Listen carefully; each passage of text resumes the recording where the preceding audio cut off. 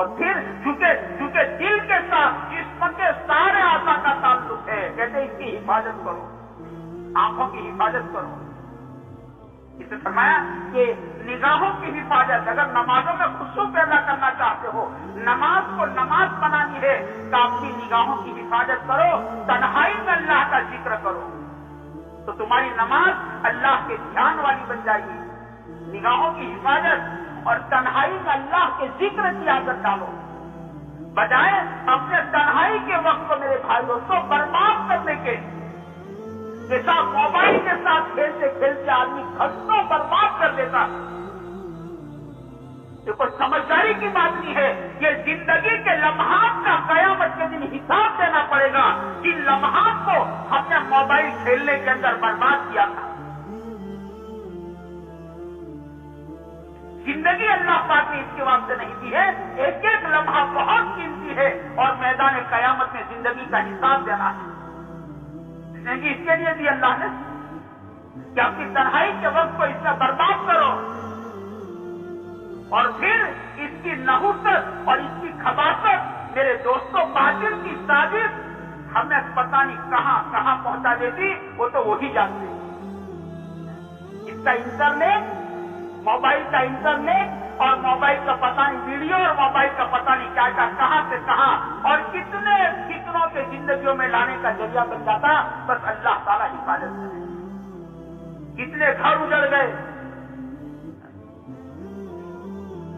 اور پتہ نہیں ابھی بھی روک نہ آئی تو اس کا انجام کیا ہوگا، قسم خدا کی کچھ نہیں کہہ سکتے۔ اس کا انجام کیا ہوگا سوچ نہیں سکتے، اس کا انجام کیا ہوگا۔ اپنی تنہائی کا اوقات کو اس میں برباد مت کرو۔ وہ پیپر کے کھانے، ہمارے بعد ہمارے دوستوں کو عادت پیپر کے کھانے بولنے کے لیے، یہ کوئی سمجھ پاگل پنا، میں کہتا ہوں پاگل پنا ہی۔ اللہ نے زندگی اس لیے دی ہے، اللہ نے دماغ اس لیے دیا ہے کہ دماغ کی طاقت کو یہاں کھپاؤ، یہاں برباد کرو۔ موبائلوں میں پیپر کے، یہ تو باقاعدہ باطل کی بہت بڑی سازش ہے، مسلمان بھولا اسے پتہ نہیں ہے، بہت بڑی سازش ہے۔ اس کو اللہ سے دور کرو، اس کو نبی سے دور کرو تاکہ ہمارا کھلونا بن جائے۔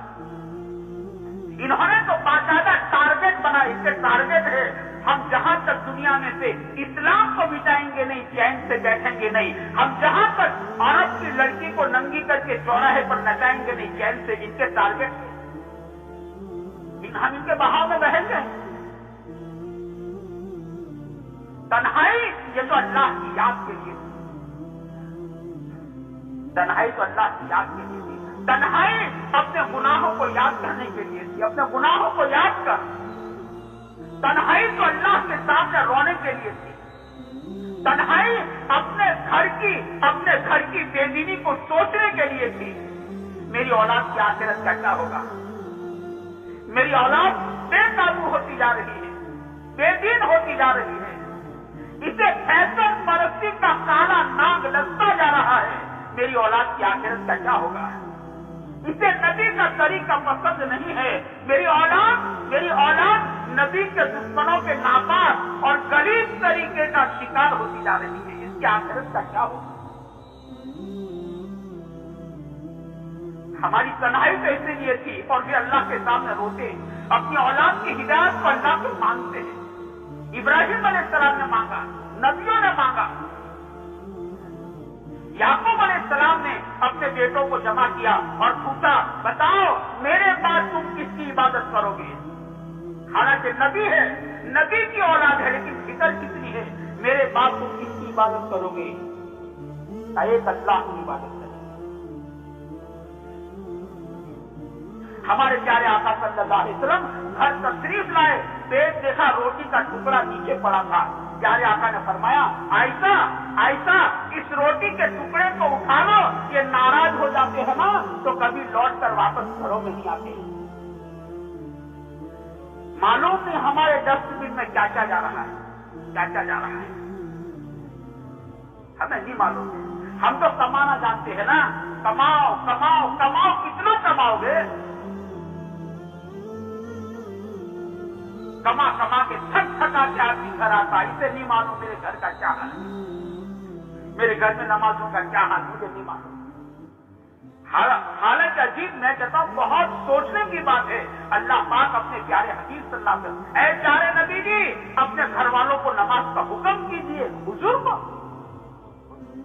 امت کی پاک مائیں، ہاں اللہ پاک کہتے ہیں پیارے نبی جی اپنے گھر والوں کو نماز کا حکم کیجیے۔ صدیق اکبر رضی اللہ تعالیٰ عنہ امت کے سب سے بڑے آدمی ہے، کتنی بڑی ذمہ داری ہے، لیکن اپنی بیوی کی نماز کو دیکھ، ہم نے پھر بیوی کی نماز کو دیکھا، بیوی کی نماز کو دیکھ رہے ہیں کہ بیوی نماز کیسے پڑھتی، اور ذرا نماز میں ہلی تو اتنا زور سے ڈانٹا، یوں کہتی ہے کہ میں نماز توڑنے کے قریب ہو گئی۔ کہا نماز میں یہود کی طرح ہلو مت، نماز تنہائی میرے دوست سے یہ تھی، اس کو سوچتے ہیں، اس سے بہت سوچنے کی چیز ہے، ورنہ اولاد میرے دوستوں ہاتھوں سے نکل جائے گی۔ سچ کہتا ہوں، جو چیزیں ہم باہر کی سنتے ہیں نا، ویسٹرن کلچر کا سنتے ہیں نا، اللہ حفاظت کرے وہ چیزیں کہیں دھیرے دھیرے دھیرے دھیرے ہمارے معاشرے میں نہ آ جائیں، یہ آگ کہیں ہمارے گھروں کے اندر نہ لگ جائے۔ اس آدمی تنہائی اس کو سوچے، ہم اس کے ذمہ دار ہیں۔